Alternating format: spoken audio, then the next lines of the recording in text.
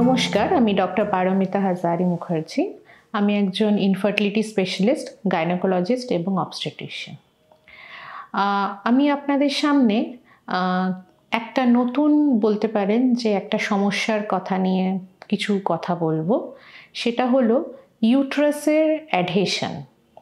এবং অনেকে এই কথাটা অ্যাডহেশন কথাটা হয়তো শুনবেন না, কারণ এইটা আমাদের পুরোপুরি একটা মেডিকেল টার্মিনোলজি। এটা অনেকে হয়তো এইভাবে বুঝবেন যে ইউট্রাসের দেয়ালটা আটকে গেছে, ঠিক আছে, তার ভেতরে লেয়ারটা হয়তো খুব পাতলা বা তৈরি হচ্ছে না, এরকম কথা হয়তো ডাক্তারের মুখে শুনতে পারবেন। তো এই ইউট্রাইন অ্যাডহেশন জিনিসটা কী জিনিস? বলতেই পারেন যে জরায়ুতে, প্রত্যেকটা জরায়ুতে দুটো করে লেয়ার থাকে। একটা হলো অ্যান্টিরিয়ার লেয়ার আর একটা হলো পোস্টিরিয়ার লেয়ার। এই যে মাসেল ওয়ালটা দেখতে পাচ্ছেন, এটাকে আমরা মায়োমেট্রিয়াম বলি। আর ভেতরের যেটা, সেটাকে আমরা এন্ডোমেট্রিয়াম বলি। আর বাইরের যেটা কাভারিং বলি আমরা ইউট্রাসকে, সেটা বলি সিরোজাল লেয়ার। এই যে তিনটে লেয়ারের মধ্যে সব থেকে ইম্পর্ট্যান্ট এই এন্ডোমেট্রিয়াল লেয়ারটা প্রেগনেন্সির জন্যে। এই এন্ডোমেট্রিয়াল লেয়ারের যদি কিছু ডিস্টারবেন্স থাকে তাহলে কিন্তু প্রেগনেন্সি আসতে অসুবিধা হয়। এবং ইউট্রাইন অ্যাডহেশন এমন একটা জিনিস যেখানে এই লেয়ারটা কাছাকাছি চলে আসে এবং এটা ভেতরে আটকে যায়।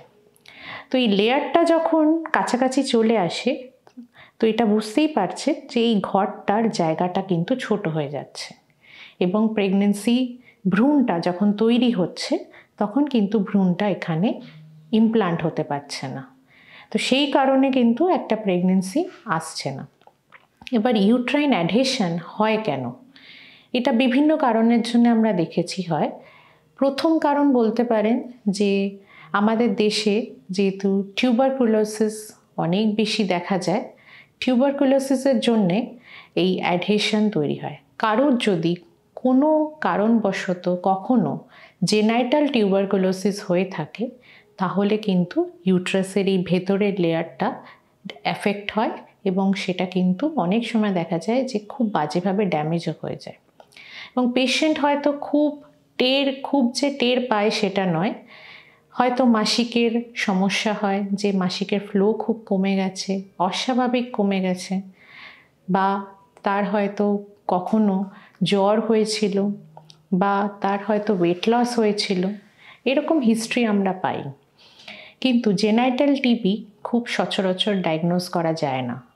এই জন্যে যখন প্রেগনেন্সিতে আমরা যখন ইউট্রাসটা ইভ্যালুয়েট করি, এবং সেই ইউট্রাসটা ইভ্যালুয়েট আমরা আল্ট্রাসাউন্ড পদ্ধতিতে করি, যখন আল্ট্রাসাউন্ডে আমরা বুঝি যে ভেতরের লেয়ারটা কোনোভাবেই সেটা গ্রো করছে না, তখনই কিন্তু একটা সন্দেহ জাগে যে ভেতরে ইউট্রাসের ভেতরে কোনো অ্যাডহেশন নেই তো।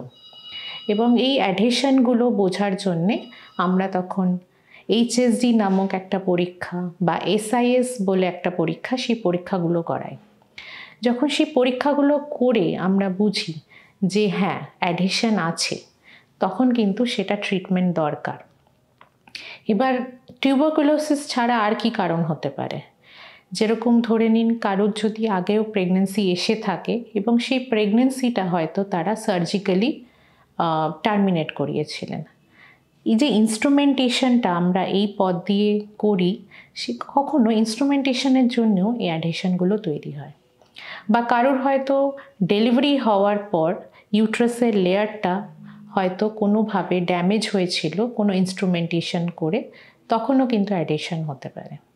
তো এই অ্যাডহেশন হলে কিন্তু আমাদের তৎক্ষণাৎ সেটা ডায়াগনোজ করে তার ট্রিটমেন্ট দেওয়া উচিত, কারণ ট্রিটমেন্ট না দিলে প্রেগনেন্সি আসবেও না এবং পিরিয়ডের ফ্লোটাও খুব কম থাকবে এরকম পেশেন্টে। বা এমনও পেশেন্ট পাই যেখানে পিরিয়ড হয়ও না। তো এরকম ক্ষেত্রে কি ট্রিটমেন্ট দেওয়া যেতে পারে? প্রথম ট্রিটমেন্ট বলতে পারেন যে হিস্ট্রোস্কোপি।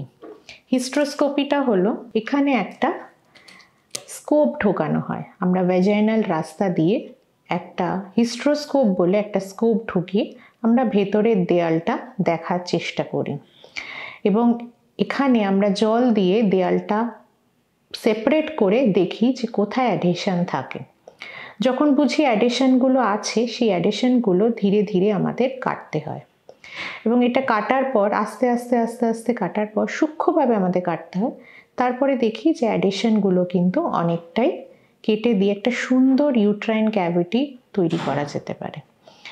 এবং কিছু কিছু ক্ষেত্রে দেখা যায় যে অ্যাডিশন এত বেশি হয়ে গেছে, যেটাকে আমরা অ্যাশারম্যান সিনড্রোম বলি, সেটার কারণে পুরো সব অ্যাডিশন একবারে সবসময় সরানো যায় না। তখন কিছু ক্ষেত্রে আমরা বলি সেকেন্ড সিটিং হিস্ট্রোস্কোপি অ্যাডহেসিওসিস লাগে। সেটা করে সেকেন্ড সিটিংয়ে আবার কিছুটা কারেকশন করা হয় এবং এটা করার পর পেশেন্ট নিজেরাও তারপর টের পায় যে পিরিয়ড আস্তে আস্তে পিরিয়ডের ফ্লোটা ইমপ্রুভ হয় এবং এটার সাথে কিছু হরমোনাল মেডিসিন আমরা দিয়ে দিই যাতে পিরিয়ডটাও ভালোভাবে আসে এবং ভবিষ্যতে প্রেগনেন্সিও আসতে পারে। এই হিস্ট্রোস্কোপি করার সাথে সাথে আমরা কিন্তু এই লেয়ারটার একটা বায়োপসি পাঠাই এবং এই বায়োপসিতে অনেক সময় দেখা যায় যে টিবি জার্ম ধরা গেছে এবং টিউবারকুলোসিস যদি সত্যিই থাকে এবং সেটাই মূল কারণ হয়ে দাঁড়ায়, তাহলে কিন্তু সেই পেশেন্টের অ্যান্টি টিউবারকুলার ট্রিটমেন্ট, এটিটি বলি আমরা, এই এটিটি ট্রিটমেন্ট আমাদের তখন 6 মাস 8 মাস এটা অ্যাডভাইস করতে হয় এবং ট্রিটমেন্টটা পুরোটা কোর্স কমপ্লিট করার পরই তাদের প্রেগনেন্সি নেওয়া উচিত। যখন পুরোপুরি টিউবারকুলোসিস জার্ম এখান থেকে নির্মূল হয়ে যায়, তখন কিন্তু পেশেন্টের পিরিয়ডিক ফ্লোটাও ইমপ্রুভ হয় এবং বাচ্চা যেটা তৈরি হচ্ছে ভেতরে ভ্রূণটা, সেটাও কিন্তু গাঁথতে সুবিধা পায়। তো এই অ্যাডিশনগুলো ট্রিটমেন্ট সম্ভব এবং অ্যাডিশন যেহেতু সচরাচর ডায়াগনোজ করা যায় না, সেই জন্যে কিন্তু আপনাদের শুধু আল্ট্রাসাউন্ড নয়, আল্ট্রাসাউন্ড ছাড়া এইচএসজি বলুন বা এসআইএস পরীক্ষা বলুন, সেগুলো করে ডায়াগনোজ করে যদি সেখানেও ডায়াগনোসিস না হয় বা সেখানেও যদি একটা ডাইলেমা থাকে যে না অ্যাডিশন আছে কি নেই, তা best possible way, best option হলো হিস্ট্রোস্কোপি করে ডাক্তার একদম স্বচক্ষে অ্যাডিশনগুলো দেখতে পায়, যেটা অনেক সময় হয়তো আল্ট্রাসাউন্ডেও দেখা যায় না, এবং এই অ্যাডিশনগুলো তখন সরিয়ে দেওয়া যায়। এবং এরকম বহু পেশেন্ট আছে যাদের ইউট্রাসে এই অ্যাডিশনগুলো সরানোর পর তারা কয়েক মাসের মধ্যেই প্রেগনেন্সি পেয়ে গেছে।